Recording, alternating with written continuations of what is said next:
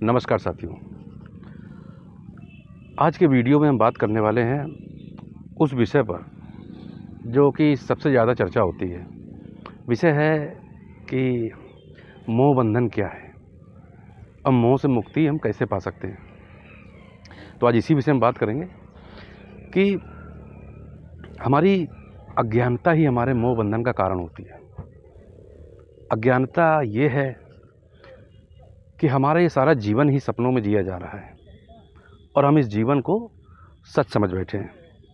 ये ठीक बिल्कुल वैसे ही है जैसे रात्रि में नींद के समय हम सपना देख रहे होते हैं और उस वक्त उस सपने में हम पूरी तरह से जी रहे होते हैं।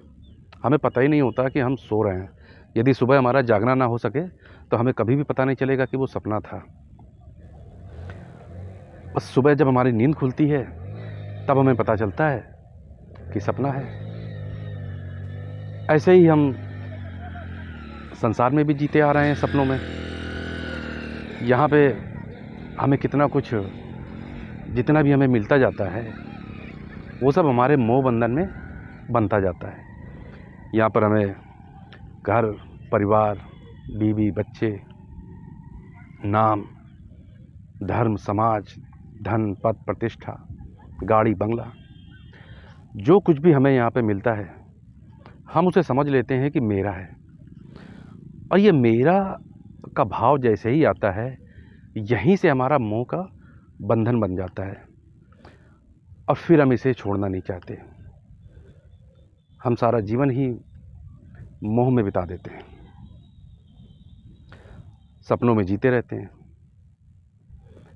पर साथियों, सपने की खासियत ही यही है कि सपना है तो टूटेगा ज़रूर।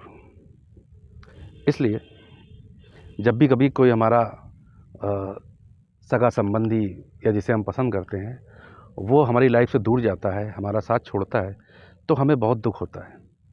दुख इसलिए नहीं होता कि वो हमारा साथ छोड़ रहा है, दुख इसलिए होता है कि हमने एक सपना देखा था कि हमें उसी व्यक्ति के साथ जीना है और लंबे समय तक जीना है, पर वो तो बीच रात में ही साथ छोड़ के चला गया।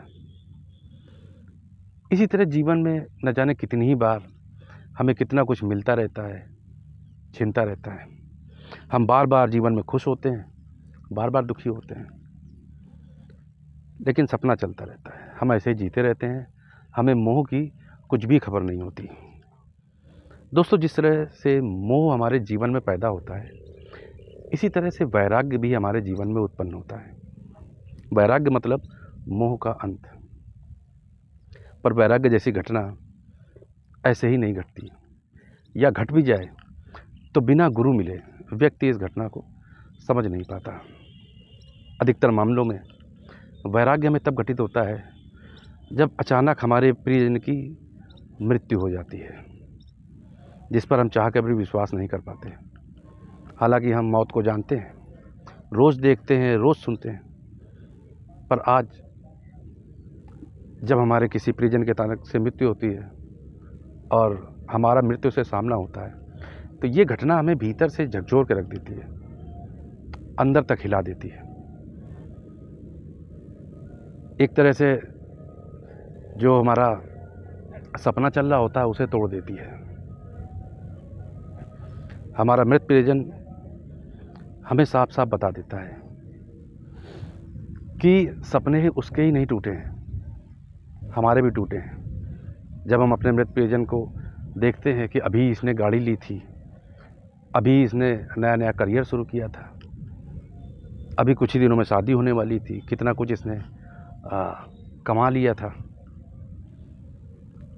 कितना कुछ इसने बोला था करने के लिए, पर इसके सारे सपने अधूरे रह गए। यहाँ पे मरने वाला हमें साफ संदेश दे जाता है कि सब कुछ भ्रम है, सब सपना है। यहाँ पर जितना भी इकट्ठा करोगे वो सब यहीं छोड़ना पड़ेगा। और दुख की इस घड़ी में जन्म होता है वैराग्य का। यहाँ पर अब तुमसे कोई कहे कि आओ, नई गाड़ी ली है, चलो लॉन्ग ड्राइव पे चलते हैं, या महंगे रेस्टोरेंट में चल के भोजन करते हैं, कि दोस्तों के साथ पहाड़ों पे घूमने का ट्रिप बनाते हैं, या पार्टी करते हैं, या शॉपिंग करते हैं, अब तुम्हें कुछ भी नहीं भाएगा, क्योंकि जीवन से जो मोह था, नींद के कारण था। अपने की मौत देखकर हमारी वो नींद भी टूट जाती है, जागरण हो जाता है। जिसे दिख ही गया कि मौत सामने खड़ी है, फिर वो क्या ही जीवन से मोह करेगा, या गाड़ी बंगले से मोह करेगा, या फिर से नए दोस्त बनाएगा, या फिर से शादी विवाह करेगा, बच्चे पैदा करेगा, परिवार बनाएगा। जितना ज़्यादा अपने ज़िंदगी में लोगों को शामिल करेगा, उन सभी की मौत का दुख बारी बारी से झेलना पड़ेगा। एक मौत बता गई है यहाँ पे कि यहाँ जितना भी इकट्ठा करोगे वो सब तुम्हें किसी भी क्षण यहीं पर छोड़ना पड़ेगा। इसलिए जिसे हम अपने की मृत्यु का दुख समझते हैं, अपने प्रियजन की मृत्यु का दुख समझते हैं, वो कोई साधारण दुख नहीं होता, वो एक वैराग्य का क्षण होता है। यही वो क्षण होता है कि अगर तुम किसी सच्चे गुरु को पा सको तो वो वैराग्य के माध्यम से तुम्हें मोह से मुक्त कर सकता है। लेकिन हम इंसान इस दुख को भूलने का उपाय करते हैं। साल 6 महीने में जब हमारा दुख कम होता है तो हम फिर से संसारी लीला में लग जाते हैं, फिर से इन्हीं मोह माया के बंधन में बन जाते हैं। जबकि जो वैराग्य का क्षण होता है, जहाँ से तुम बाहर निकल सकते हो, जो जागरण का क्षण होता है, सिर्फ वही जागरण होता है। जैसे कि हम रोज़ रात सोते हैं, सपना देखते हैं, जागने पर पता चलता है कि सपना है। ये भी ठीक वैसे ही है। एक बड़ी घटना जो हमें अंदर से हिला देती है, ये जागरण का समय होता है, ये दुख का समय नहीं होता है। बस इसी जागने पे आपको एक गुरु की ज़रूरत है, वो आपको सारे मोह बंधन समाप्त कर सकता है। और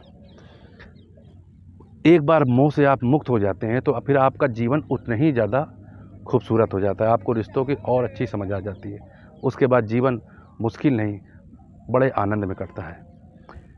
साथियों, डिस्क्रिप्शन में मैं थोड़ा और डिटेल में इसके बारे में आप लोगों को जानकारी दूंगा।